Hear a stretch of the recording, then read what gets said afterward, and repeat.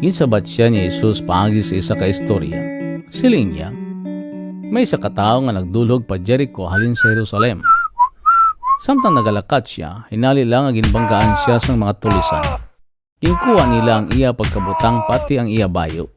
Ginbakol nila siya, kaginbayaan nga lipong kagdaw patay na. Natabuan man nga may pare nga nagdulhog sa among nga dalan. Pagkakita niya sa tao nga nagahamyang, naglikaw siya sa pihak sang dalan kagin-agyan lang niya siya. Nag-agi man dito ang isa ka Levita. Pagkakita niya sang tao, naglikaw man siya kag nag-agi lang. Sang ulihi may nakaagi nga Samarianon.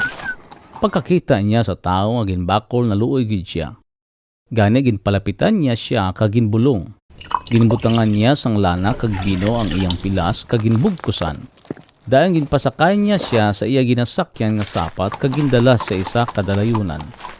Didto ginatipan pagid niya siya. Sa madson nga adlaw, ginhatagan niya sing kwarta ang tag-iya sang dalayunan kag nagsiling. Atipanon mo siya, kag kun kulangon pa ang akon ginhatag si imo, dugangan ko lang ini sa akon pagbalik diri.